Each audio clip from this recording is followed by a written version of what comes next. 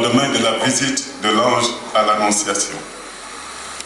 Parce que pour Marie, comment garder pour elle la joie de sa rencontre avec le messager de Dieu, surtout quand celui-ci lui donne comme signe de la puissance de Dieu sa cousine Élisabeth, enceinte de son fils Jean-Baptiste, alors qu'elle-même et son mari étaient déjà très âgés. Car rien n'est impossible à Dieu, comme l'a dit l'ange Gabriel. Et Marie vient aujourd'hui à notre rencontre. Quand vous accueillez Marie comme vous le faites, en réalité, vous correspondez à la volonté de Jésus lui-même. Rappelons-nous, au pied de la croix, Jésus nous a donné Marie pour mère, quand il a dit à l'apôtre Saint Jean, « Voici ta mère ».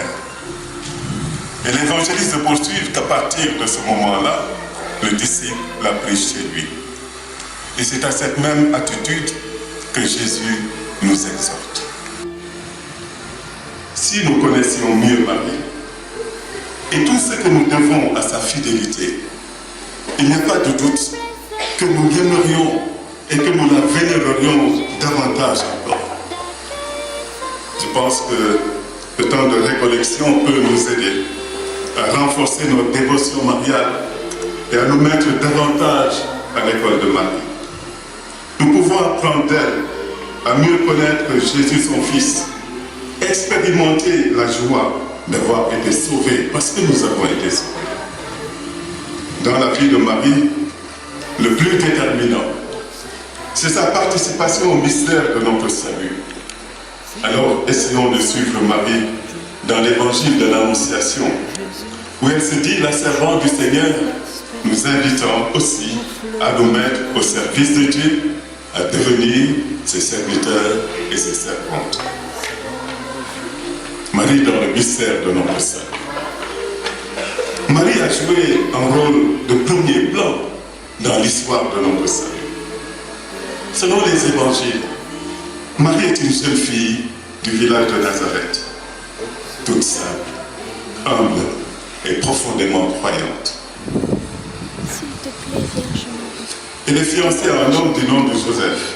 Faire un beau silence. Nazareth qu'elle habite est un petit village sans importance dont personne n'a jamais entendu parler. À écouter sa parole. Et c'est là, à Nazareth, Oui, Vierge Marie. que Dieu a envoyé l'ange Gabriel Oui, faire à Marie une annonce inouïe s'il te plaît. qui fait basculer l'histoire humaine. Nous, le Seigneur Jésus. La vie de Marie va sortir de l'ordinaire Nous aussi. pour connaître un bouleversement, un virage décisif, un tournant déterminant lorsque l'ange du Seigneur lui adresse le message de voici. Voici que tu concevras dans ton sein et enfanteras un fils et tu l'appelleras du nom de Jésus. Il sera grand et sera appelé fils du Très-Haut. Le Seigneur Dieu lui donnera le trône de David son père. Il régnera sur la maison de Jacob pour les siècles et son règne n'aura pas de fin.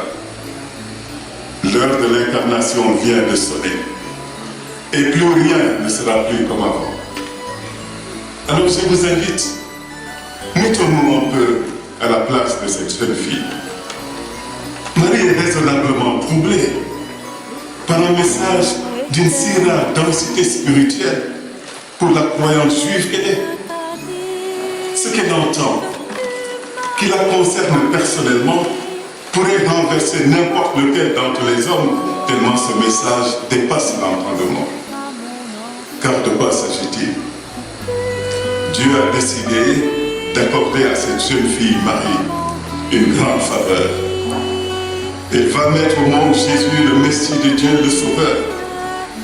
L'enfant qu'elle va porter n'aura pas un père humain, mais sera conçu du Saint-Esprit. Et quand troublée, Marie s'interroge car elle ne connaît pas d'homme, l'ange la rassure. L'Esprit Saint viendra sur toi. Les promesses que Dieu a faites à son peuple Israël, qui est toujours en attente de leur accomplissement. Et c'est elle, Marie, que Dieu choisit pour réaliser ses promesses à Israël. Ils attendaient un roi issu de la maison de David.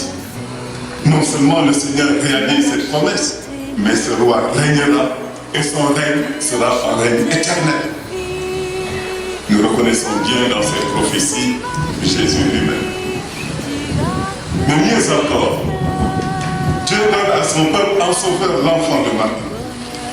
Et pour cette raison, c'est Marie elle-même, alors que dans la tradition, c'est l'homme qui donne le nom à l'enfant, c'est Marie elle-même qui devra donner un nom à l'enfant et devra l'appeler Jésus, parce que c'est le sauveur que Dieu donne à son peuple. Mais chose inouïe, cet enfant de Marie, il est fils de Dieu. Il est le fils du Très-Haut. Et c'est ce message-là que Marie reçoit. Avec la naissance de Jésus, fils de Dieu, une nouvelle création est en marche. Et c'est incroyable. Marie va se soumettre dans l'humilité à la volonté de Dieu, exprimée par l'ange Gabriel, même si elle n'a pas tout compris. Devant sa cousine Élisabeth, qui s'émerveille que la mère du Seigneur vienne à elle, Marie prononce ces paroles du Magnificat. Mon âme exalte le Seigneur et mon esprit s'est rempli d'allégresse à cause de Dieu mon Sauveur. Parce qu'il m'a porté, il a porté son regard sur son humble servant. Oui, désormais, toutes les générations me diront bienheureuses, parce que le Seigneur a fait pour moi de grandes choses, saint est son nom. Il est vrai que le Seigneur a fait pour Marie de grandes choses, ce que traduit la salutation de l'ange et ce titre comblé de grâce qu'il donne à la Vierge Marie. Quand il a dit « Je suis la servante du Seigneur », est-ce qu'il a mesuré tout ce que cela a engagé? C'est comme quand, au jour de notre baptême, nous sommes devenus chrétiens. Est-ce que nous avons mesuré tout ce que cela engagerait pour nous? Nous ne l'avons pas toujours mesuré. Marie non plus. Mais il a dit oui, quel que soit l'avenir qui pourrait être le sien.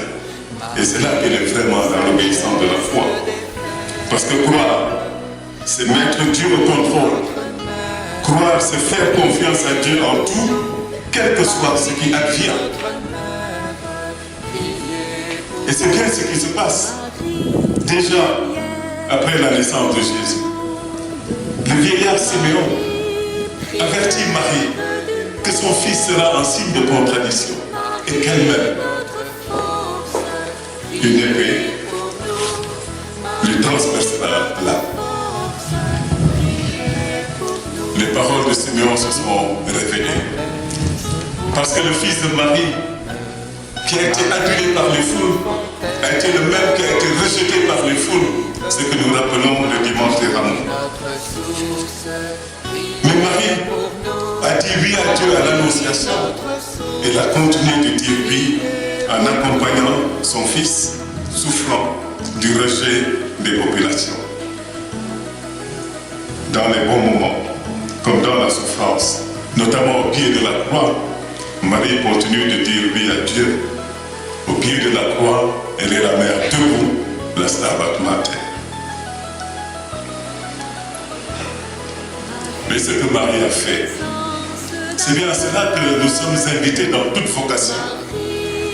Qu'il s'agisse de la vocation religieuse, sacerdotale, la vocation maritale ou professionnelle, ce n'est pas seulement le choix d'un instant qui en fait la beauté, mais c'est la persévérance dans le consentement de toute une vie, à mesure qu'on est confronté aux conséquences non prévues de ce choix initial. Ce serait trop facile de dire oui au début du mariage, et dès que les difficultés se présentent, je taille la route. De même dans la vie sacerdotale ou dans la vie religieuse. Dans le cas de Marie, elle a affronté très tôt la prophétie de la croix. Mais elle a supporté de voir Jésus accaparé par les foules, mais Jésus incompris de ces mêmes foules. Il y a eu dans sa vie la réalité de la croix. Et à chaque fois, Marie a dû actualiser son oui, constater à nouveau, jour après jour, et redire au Seigneur, je suis la servante du Seigneur. Au jour de l'Annonciation, Marie s'incline et se désigne comme servante. Elle se soumet à la volonté de Dieu. Je suis la servante du Seigneur, qu'il m'advienne selon ta parole. C'est l'acceptation paisible de la servante du Seigneur qui se soumet à la parole. Et à cause de sa soumission, la parole est réalisée. Autrement dit, Marie s'abandonne totalement à la volonté de Dieu. Elle est dans une adhésion totale et sans réserve à son appel. Elle nous donne un bel exemple d'obéissance de la foi, c'est-à-dire une confiance totale. Parfois, quand certains événements arrivent dans notre vie, nous ne sommes pas dans la confiance, nous sommes dans la révolte vis-à-vis de Dieu. Méditant cette parole de Marie, je suis ta servante, Chiara Lubitz, qui est la fondatrice du mouvement des Focolari, écrit ceci. Pour accomplir ce destin, Dieu a seulement besoin de personnes qui s'en remettent à lui avec l'humilité et la disponibilité d'une servante. Par son comportement, Marie, véritable représentante de l'humanité dont elle assume le destin, laisse toute la place à Dieu pour son activité créatrice. L'expression serviteur du Seigneur, en plus d'être une marque d'humilité, est aussi un titre de noblesse, attribué aux grands serviteurs de l'histoire du salut, tels qu'Abraham, Moïse, David et les prophètes. Par ses paroles, Marie affirme sa grandeur. Vous voyez, nous parlons de servante et nous parlons de grandeur. Parce qu'il y a de la grandeur à servir. Oui, il y a de la grandeur à servir. De la grandeur à servir Dieu et à servir les hommes. Et tout cela participe de la même grandeur aux yeux de Dieu. Et je vous rappelle, nous célébrons en fin d'année pastorale la fête du Christ roi. Mais qu'est-ce que nous fêtons à l'occasion du Christ roi? Nous reconnaissons Jésus comme roi, mais comme roi serviteur, dont la grandeur est justement de s'abaisser pour servir le salut des hommes. En se disant servant du Seigneur, Marie est dans l'acceptation de la volonté de Dieu sur sa vie et dans sa totalité. Il n'y a aucun domaine de sa vie qui soit soustrait à son obéissance et à la volonté de Dieu. Et devant cela, j'ai envie de dire, ne faisons pas de notre vie des tiroirs que nous pouvons ouvrir pour Dieu et d'autres que nous n'ouvrons jamais à l'influence de Dieu. Marie n'a pas de tiroir dans sa vie, qu'elle tire au gré des événements et des circonstances. L'adhésion à Dieu doit être totale et sans réserve. Et chez Marie, son oui engage toutes les dimensions de son être. Devant ce mystère qu'elle ne comprend pas, elle exprime sa candeur, sa confiance, son abandon à la volonté de Dieu. Pour elle, cette pieuse israélite, il est appelé à une grande destinée.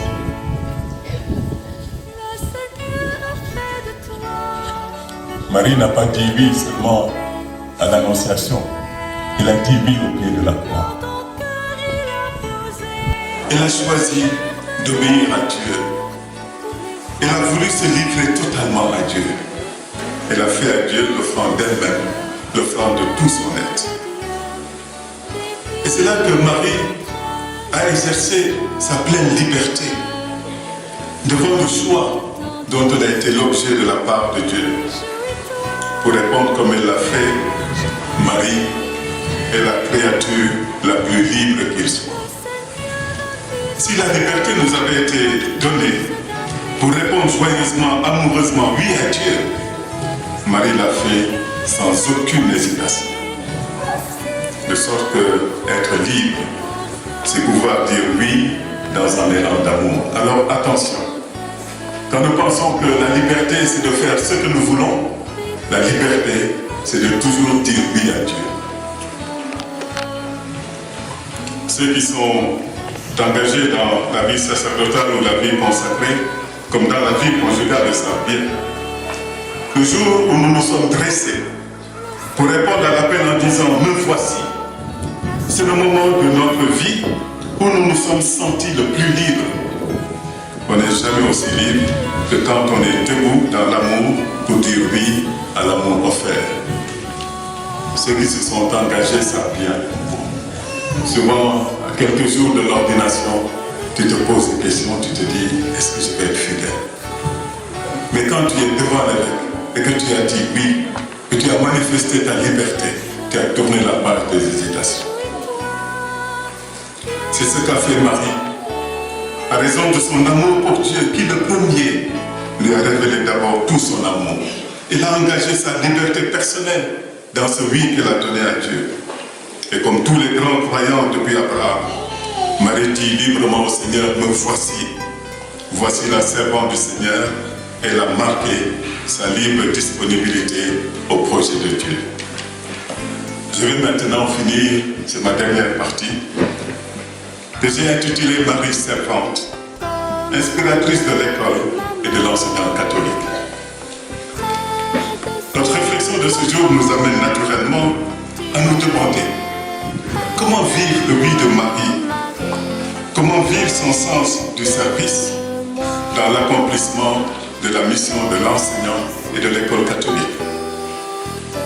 Quand elle se déclare servante du Seigneur, Marie est au service de Dieu pour l'accomplissement de son projet de salut pour les hommes.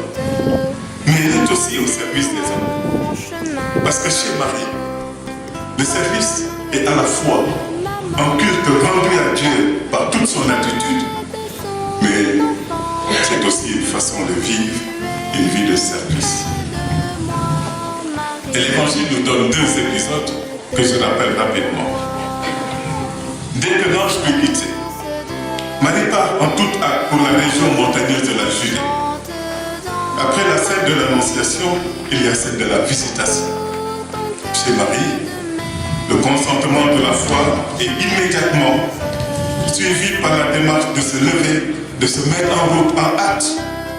Et durant 3 mois, elle se met dans ses dimensions physiques, psychologiques, intellectuelles, morales, spirituelles, transcendantales. En somme, tout ce qui participe au développement de tout l'homme, comme disait le Saint Pape Paul VI. Et c'était la réalisation de ce grand projet de Dieu sur les enfants qui sont confiés, que sont engagés l'enseignant et l'école catholique. Et en cela, vous servez le projet de Dieu dans l'enfant ou dans le jeune qui est confié à l'école catholique. Et de ce fait, vous êtes des serviteurs et des servantes comme Marie. Mais le problème est d'en avoir une claire conscience et d'assumer pleinement ses postures de service devant Dieu et devant les hommes. Je termine par ce point, vivre sa mission d'enseignant comme une vocation, un appel de Dieu. Pour construire l'homme, Dieu se sert d'instruments. Parcourez toute la Bible, même pour appeler à une vocation, Dieu se sert des hommes. Et vous êtes ces instruments de Dieu. Votre tâche d'enseignant, et là je m'adresse particulièrement aux enseignants, comporte nécessairement une dimension surnaturelle. Si on la considère comme un appel, une vocation reçue de Dieu, comme toute autre vocation que Dieu suscite chez l'homme. C'est dire que l'on embrasse le métier d'enseignant par vocation, comme on entre en religion, comme on dit en français. Je me souviens quand j'étais curé de paroisse, les jeunes qui veulent entrer au CFP, dans leur dossier, doivent apporter une attestation de leur curé. Et une fois, j'ai reçu une jeune femme. Je lui dis, dites-moi en quelques mots, pourquoi vous me demandez de signer un papier pour vous? Pourquoi vous voulez entrer dans l'enseignement? Elle me dit, monsieur l'abbé, je ne vais pas vous le cacher. J'entre dans l'enseignement juste pour avoir un métier. Alors je lui dis, est-ce que tu crois que pour cette raison-là, je dois signer? Elle me dit, je pense que non. Et c'est comme ça que nous nous sommes quittés. Je n'ai jamais signé et je crois qu'elle n'est pas entrée dans l'enseignement catholique. On embrasse le métier d'enseignant par vocation comme on entre en religion. L'enseignant devient pour Dieu alors un canal de grâce pour les enfants qui lui sont confiés, une sorte d'intermédiaire entre Dieu et eux. Souvent dans la pratique, c'est l'enseignant qui passe le plus de temps avec les enfants. Je pense surtout à ceux et celles qui sont dans les écoles maternelles. C'est vous qui leur apprenez à connaître Dieu par l'initiation à la prière, par la catéchèse, la connaissance de la parole de Dieu. l'animation spirituelle et pastorale de la vie de l'école, par le témoignage chrétien que vous donnez devant eux et dans la communauté éducative. Avec leur vie d'enfants et de jeunes élèves, vous façonnez leur vie spirituelle et leur vie morale. Tout ceci fait appel au sens de l'engagement et à l'esprit de service. Mais de Marie, nous apprenons aussi que le service authentique, il inclut de renoncer à soi-même, de s'effacer devant Dieu et sa volonté. Il fait appel à l'humilité et au désintéressement. Celui qui sert est conscient de n'être qu'un instrument entre les mains de Dieu. Le service s'appelle une sorte de mort à soi-même. Et Jésus nous l'a dit dans l'Évangile. Celui qui veut devenir grand sera votre serviteur. Celui qui veut être le premier sera l'esclave de tous. Car le Fils de l'homme n'est pas venu pour être servi, mais pour servir et donner sa vie en rançon pour la multitude. Sur ce plan-là, l'accomplissement de sa mission d'enseignant catholique ne dispose devant Dieu à aucun privilège. Sinon, comme nous y invite Jésus, à la conscience de faire la volonté de Dieu en serviteur inutile qui n'a fait que ce qu'il doit faire. Et Jésus le dit, vous aussi. Quand vous aurez fait tout ce que Dieu vous a commandé, dites-vous, nous sommes des serviteurs quelconques, nous n'avons fait que notre devoir. Marie a donné en lui sans condition. Elle est allée au bout de l'appel de Dieu. C'est comme cela aussi que l'enseignant qui se considère comme choisi, appelé par vocation, va au bout de ses engagements et de ce que lui commande sa foi en Dieu. Lui, il a choisi et envoyé en mission dans l'école. Je termine en rappelant qu'il y a de la grandeur à servir. Pour le service de l'enseignant, comme pour toute trajectoire humaine, est aussi marqué de difficultés, de contraintes et de sacrifices. Mais nous savons dans la foi que, de même que la croix est féconde, de même le sacrifice offert par amour devient fécond et source de bénédiction. Vos sacrifices porteront toujours des fruits. Et nous sommes conscients de tous les sacrifices auxquels vous consentez dans l'accomplissement de votre mission d'enseignant et d'enseignante. Vous avez souvent la reconnaissance de ceux dont vous avez participé à construire la vie. À mon âge, quand je rencontre encore un de mes maîtres du primaire, je l'appelle toujours monsieur, jamais par son prénom. Vous avez donc la reconnaissance de ceux dont vous avez participé à construire la vie, mais vous aurez davantage la reconnaissance de Dieu, celle qu'il accorde à ses bons et fidèles serviteurs. Qu'il en soit ainsi pour vous. Je vous remercie.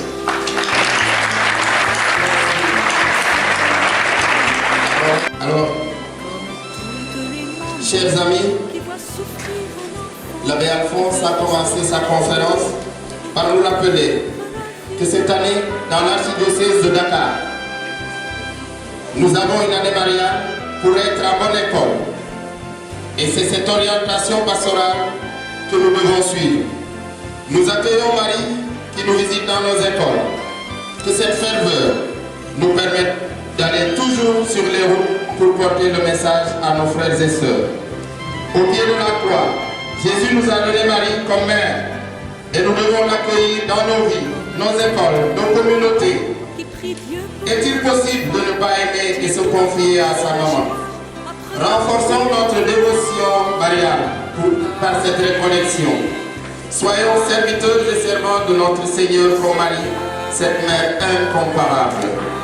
Issue d'un point perdu, sa vie a basculé et a pris un tournant universel. Elle a ainsi participé à notre salut. Dieu a décidé de donner une faveur inouïe à Marie, qui a porté le Messie, qui nous l'a donné pour réaliser les promesses du Seigneur à son peuple. Comme Marie, acceptons de nous soumettre avec humilité au Seigneur.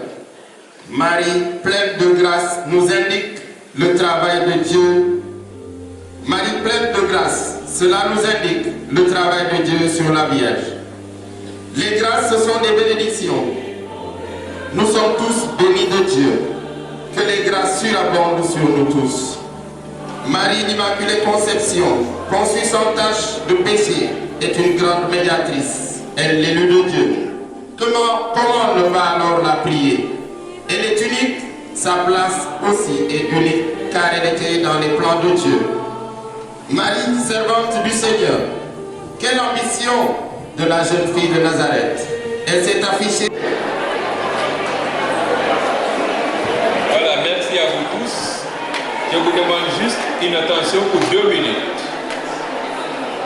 Vous savez, il vous a été rappelé tout à l'heure, nous faisons pour cette récollection 2102 participants. Et je suis sûr que nous avons dépassé ce nombre-là. Je voudrais vous remercier, vous tous, pour l'attention et votre participation. Vous savez, tout au long de la récollection, j'ai senti une certaine sérénité, une paix, qui montre que l'Esprit a travaillé dans le cœur de chacun de vous. Je voudrais vous remercier pour tout cela. On comprend que les gens sont en train de partir, c'est pourquoi on entend ce bruit, mais j'ai senti une paix et une sérénité. Je voudrais vous remercier pour ça. Et je voudrais remercier particulièrement, applaudissez pour vous-même. Je vous remercie sincèrement pour votre participation et c'était visible. Vous avez senti à l'adoration une paix, une tranquillité. Et je suis convaincu que c'est l'Esprit qui a travaillé dans le cœur de chacun de vous. Et je voudrais remercier également l'abbé Alphonse qui nous a introduit dans cet esprit de prière et de silence. Pour moi, cette récollection a été particulière. Je ne sais pas si vous l'avez senti de la même manière que moi. L'abbé Alphonse, un grand merci pour votre enseignement. Ce bel enseignement.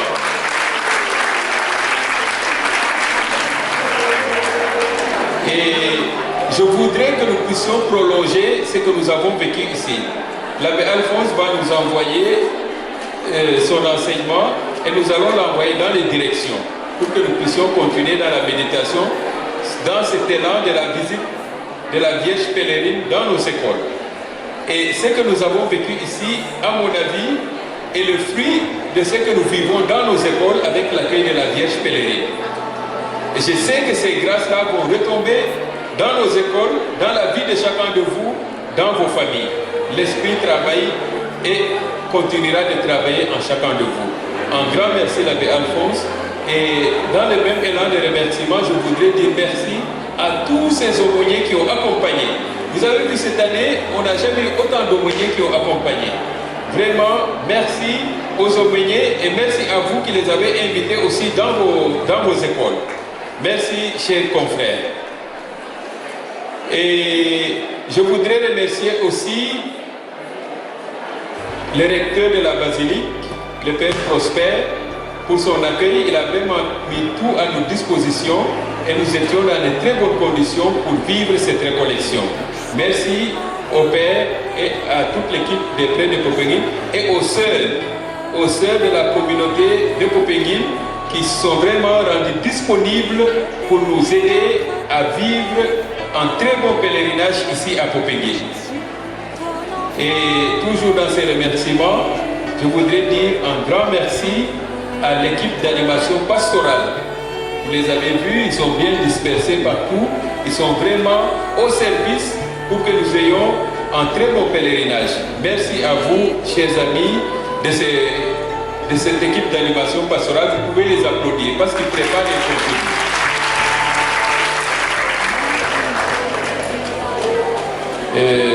J'espère ne pas avoir oublié quelqu'un. La sécurité aussi, ils sont là, ils veillent, ils nous accompagnent et ils sont toujours pas là. Et j'ai pas oublié, on fait comme ça là, j'ai pas oublié la solo. Vous savez, la sonorisation est impeccable. Il faut bien les applaudir.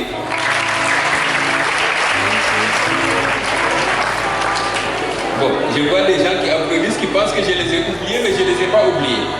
Vous savez, on m'a fait une proposition. Une école m'a fait une proposition. Vous savez quelle est la proposition de l'école? C'est une école qui chante très bien. Ils m'ont dit, mais est-ce qu'on ne peut pas animer le pèlerinage de cette année?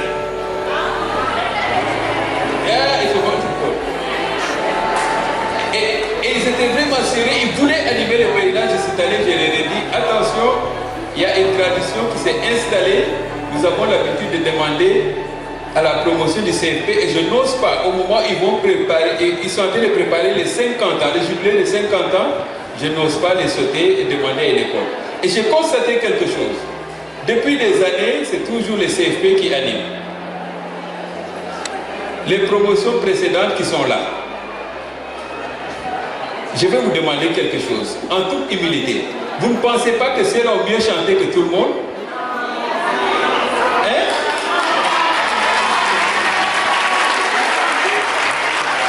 Ah, il y en a qui applaudissent comme ça là. En tout cas, un grand merci. Vous avez très bien chanté et je le dis sincèrement, vous avez chanté mieux que tous les autres avant vous. Voilà. En tout cas, je voudrais vous dire à vous tous un grand merci et que l'Esprit Saint repose sur chacun de nous, qui descend dans nos écoles et dans toutes vos familles et qui nous accompagne dans la mission que l'Église nous confie. Merci et applaudissez pour vous.